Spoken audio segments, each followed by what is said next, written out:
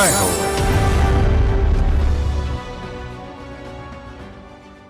నమస్కారం. సామాన్యుల అసమాన విజయ గీతిక ఈటీవీ జైహోకు స్వాగతం.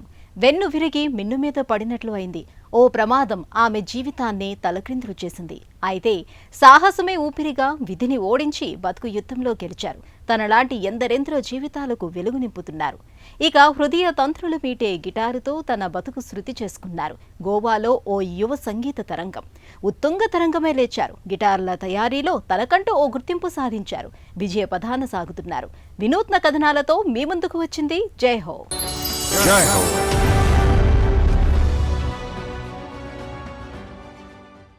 ఆత్మవిశ్వాసమే ఆయుధంగా, పట్టుదలే ప్రాణంగా విధిని ఎదిరించి గెలిపే ధ్యేయంగా సాగుతున్న ఆమె భాగ్యనగర వనిత బల్జిత్.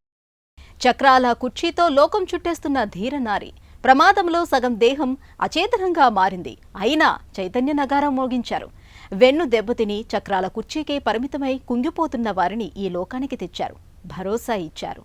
ఐఎమ్ పాసిబుల్ సంస్థను స్థాపించి తనలాంటి వందలాది మందికి చక్రాల కుర్చీలిచ్చారు. సాధికారత అద్దెతో వారిని బతుకు పోరులో యోధులుగా తీర్చిదిద్దుతున్నారు.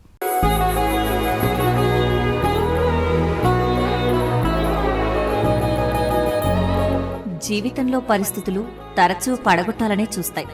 కానీ ఏటికి ఎదురెదినట్లు అలాంటి ప్రతికూలతలను సాహసంతో ఎదిరిస్తే, సామర్థ్యంతో పనిచేసి నిలిస్తే గెలుపు మనదే అవుతుంది. స్వీటీ బగ్గాగా ప్రపంచానికి తెలిసిన హైదరాబాద్ వాసి బల్జిత్ కౌర్ విజయగాథ ఇందుకు నిదర్శనం. ఆమె ప్రమాదంలో వెన్నెముకకు దెబ్బ తగిలి 5 ఏళ్లు మంచానికి పరిమితమయ్యారు. తర్వాత ఫీనిక్స్ కథను తలపించేలా అన్నింటినీ అధిగమించి నవలోకం సృష్టించుకుని ముందుకు దూసుకెళ్తున్నారు.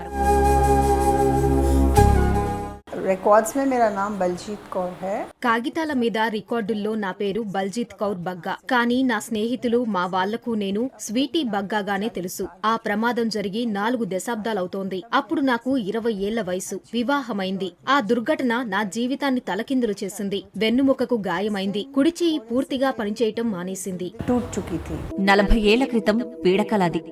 బల్జిత్ కౌర్ కు ఆమె కుటుంబానికి విషాదం నింపిన ప్రమాదం. సోదరుడి బైక్ మీద వెళ్తుండగా బస్సు ఢీకొంది. తర్వాత ఏముంది? నడుము కింది భాగం జీవం కోల్పోయారు. వైద్య పరిభాషలో ఈ స్థితికి మారిన వారిని పేరాప్లజిక్ అంటారు. ఇక తర్వాత పరిణామాలు నరకయాతన పెట్టాయి. తీవ్ర నిరాశ, నిస్పృహలకు గురయ్యారు. కుటుంబ సభ్యుల మద్దతుతో బయటపడి కొత్త జీవితం నిర్మించుకున్నారు. తన గెలుపు పాఠమే సిలబస్గా వారికి దిశానిర్దేశం చేశారు.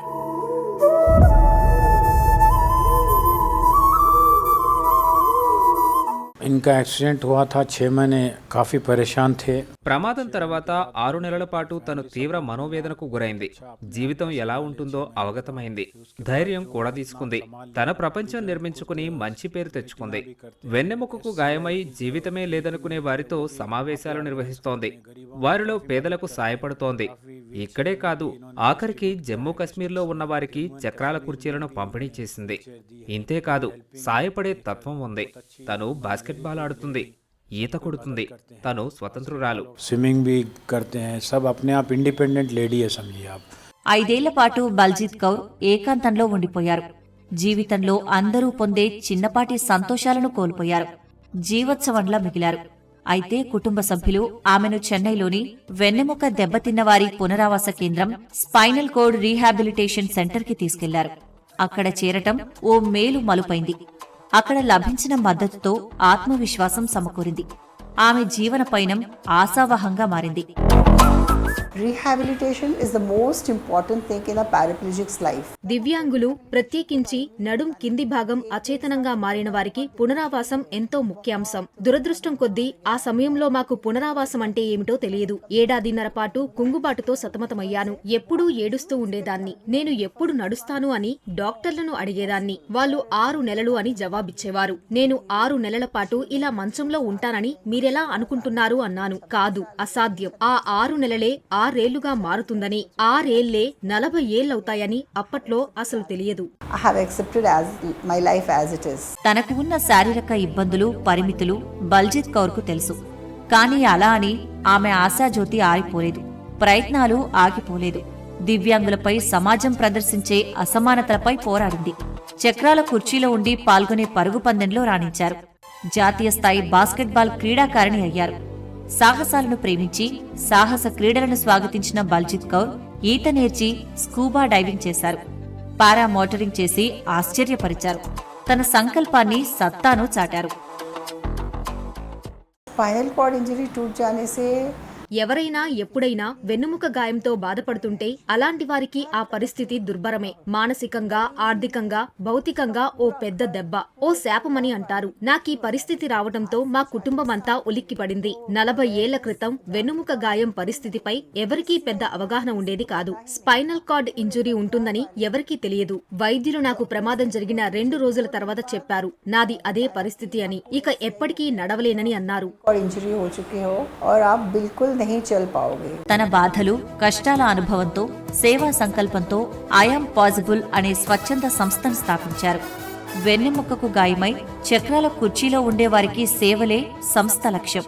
చక్రాల కుర్చీలను సేకరించి అవసరమైన వారికి పంచటం, ఆధ్యాత్మిక సమావేశాలు, వృత్తి విద్యా శిక్షణ కార్యక్రమాలు చేపట్టి ఆమె ఎందరికో ఆశాజ్యోతిగా మారారు.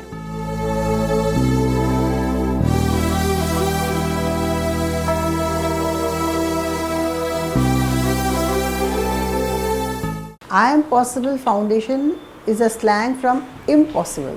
ఐయామ్ పాజిబుల్ ఫౌండేషన్ ఈ మాటలు ఇంపాసిబుల్ పదానికి ధీటైన జవాబు. మేము అసాధ్యం అనే మాటను మాకు సాధ్యమే అని చెప్పడానికి ఇలా మార్చాం. అంటే మేము ఏ పనైనా చేయగలమని చెప్పడం. ఏటా వార్షిక సమావేశాలు ఏర్పాటు చేస్తాం, నిధులు సమీకరిస్తాం, ప్రజల్లో అవగాహన తేవటానికి ప్రముఖ వైద్యులు ఒకరిని ఆహ్వానిస్తాం.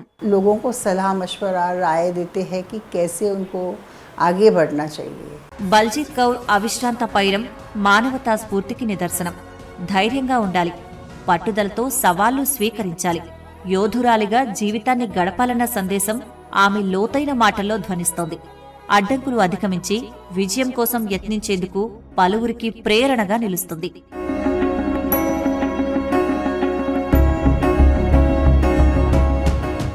एक ही सपना है, हर एक स्पाइनल कॉर्ड इंजरी पर्सन के पास నా ఆశయం, ప్రణాళిక, లక్ష్యం ఒక్కటే. అది వెన్నుముక దెబ్బతిన్న రోగులందరికీ చక్రాల కుర్చీ ఉండి తీరాలి. అలాంటి కుర్చీతో ఆ వ్యక్తి హాయిగా తిరగవచ్చు. ఇది కేవలం వీల్ చైర్ మాత్రమే కాదు, విల్ చైర్, ఒక రథం. ఆంధ్రప్రదేశ్, తెలంగాణలలో మాత్రమే మేమీ చక్రాల కుర్చీలను అందించాం. इसके बिना हम लोगों का गुजारा नहीं, तो इसको चैरिट का दर्जा दिया.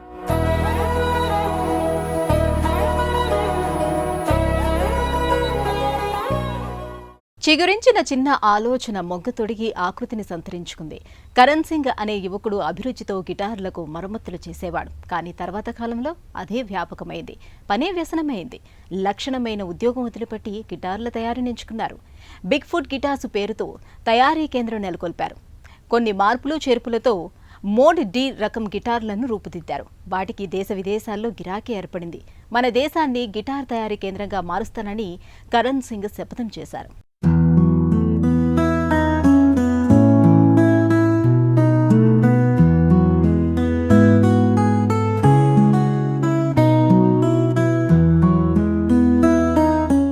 గిటార్ కేవలం పరికరమే కాదు, స్వీయ సృజనతో మనసును తట్టిలేపే రాగరంజనం.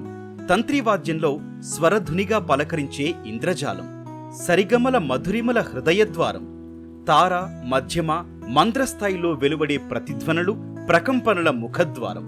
మధుర స్వరాల acoustic guitar, electric solo guitar, ఏదైతేనేం అనేక పరికరాలు, అవి సృష్టించే పరవశ ధ్వానాలు, సంగీత అద్భుతాలు. సంప్రదాయ, ప్రాంతీయ, ఆధునిక పంక్, మెటల్ లేదా పాప్, ఇవన్నీ లయాన్విత శైలులే. వీటికి గిటారే ప్రధాన వాద్యం. వీటి తయారీకి గోవా పెద్ద కేంద్రమైంది. బిగ్ ఫుట్ గిటార్స్ గా విశ్వమంతా తెలిసిన గోవన్ గిటార్ సృష్టికర్త కరణ్ సింగ్. ఆయన ఆలోచన ఆచరణ రూపమే బిగ్ ఫుట్ గిటార్స్ సంస్థ వ్యవస్థాపన. కేవలం గిటార్ మరమ్మతులకు పెట్టిన చిన్న దుకాణం ఓ పెద్ద సంస్థలా మారుతోంది. ఎలక్ట్రిక్, అకోస్టిక్ గిటార్ల తయారీలో పేరు పొందిన ఈ బిగ్ ఫుట్ గిటార్స్ ను ఆయన 2012లో నెలకొల్పారు. వాటి నుంచి వైవిధ్య గిటార్ల తయారీకి కృషి చేస్తున్నారు.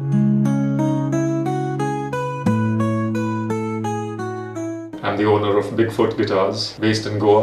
నా పేరు కరణ్ సింగ్, గోవాలోని బిగ్ ఫుట్ గిటార్స్ యజమానిని. మేము సంగీతకారులం. ఇలాంటి పరికరాలు సేకరించే వారికి ప్రత్యేకంగా గిటార్లు చేసిస్తుంటాం.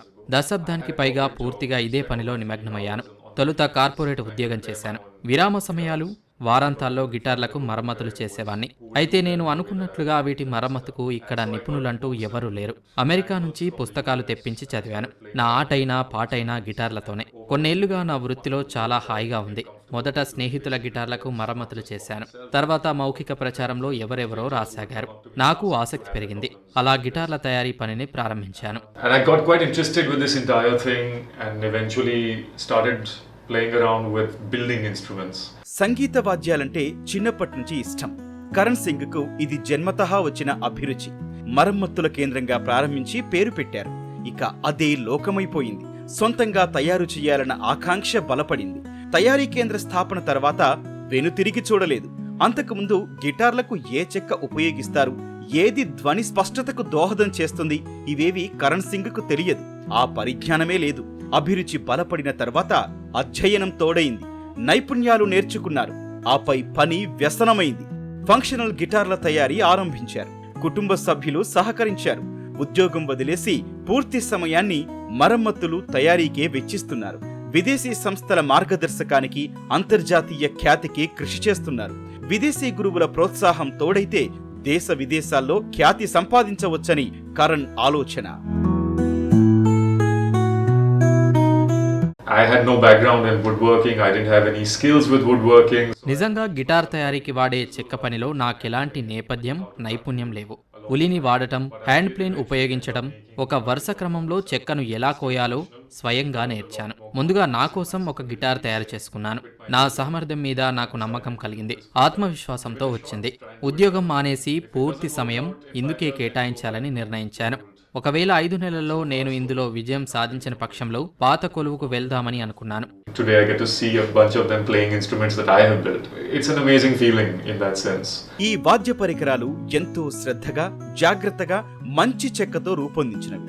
అన్నట్లు గిటార్ ధ్వని, స్వరాలు పలకటం, అది ఉత్పత్తి చేసే ధ్వని నాణ్యతను సూచిస్తుంది. ఒక గిటారుకు మరో గిటారుకు వైవిధ్యం చూపుతుంది. ఏ గిటార్ ప్రత్యేకత దానికే ఉండాలన్నది కరణ్ సింగ్ భావన. The workshop that I've got is in Sukkur. మా కార్యశాల ఉత్తర గోవాలోని సోకోరోలో చూడవచ్చు. పోర్వోరిమ్కు దగ్గరలో ఉంది. మాకు స్థలం ఇచ్చిన భూ యజమాని ఓ వాస్తు శిల్పి. సువిశాల స్థలం, గదులు ఉన్నాయి. ఆయన పెద్ద మనసుతో పని చేసుకోవడానికి నాకు కొంత స్థలం ఇచ్చారు. అన్నట్లు నా దగ్గర ఒకరు శిక్షణ పొందుతున్నారు. ఆయనే పుష్కరన్. 2 ఏళ్ల నుంచి నాతో కలిసి పనిచేస్తున్నారు. ఢిల్లీలోనూ నా దగ్గర ఇంటర్న్ చేశారు.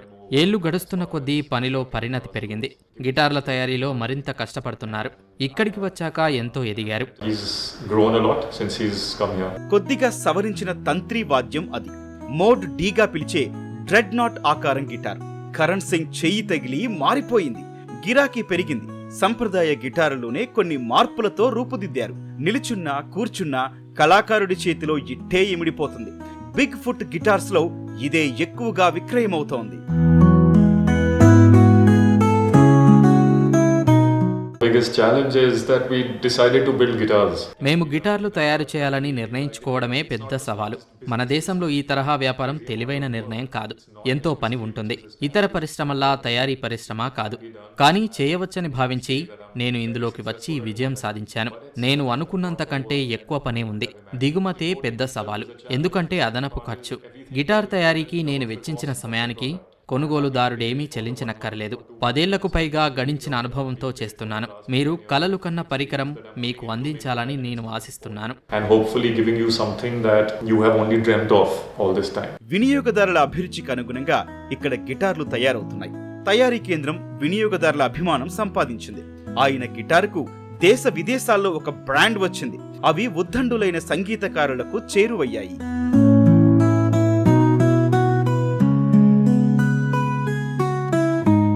So we use a lot of species of mahogany.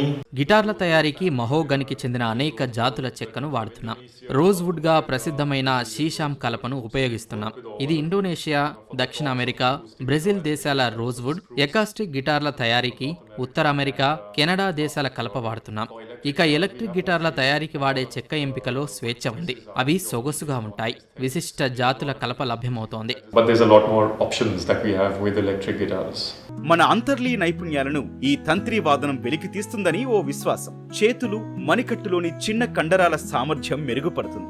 ఈ నైపుణ్యాలే మనకు తెలిసిన ఫైన్ మోటార్ స్కిల్స్. ఇవి మెరుగయ్యేందుకు తంత్రి వాద్యాలు సాయపడతాయంటారు. వేతన జీవి అయిన ఓ మధ్యతరగతి ఉద్యోగి కళాభిరుచితో గిటార్ నేర్చి ఆ పరికరాలని తయారు చేసి తన జీవితాన్నే మార్చుకున్నాడు. ఇవాళ దేశాన్ని గిటార్ తయారీ కేంద్రంగా మార్చుతానంటున్నారు.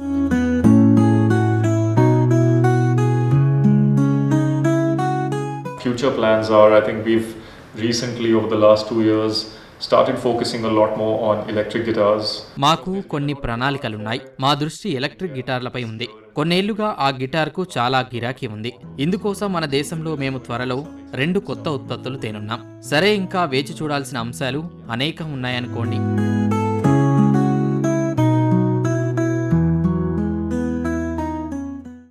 ఎడారిలాంటి జీవితానికి ఆత్మవిశ్వాసమే ఓయాసిస్గా మారింది.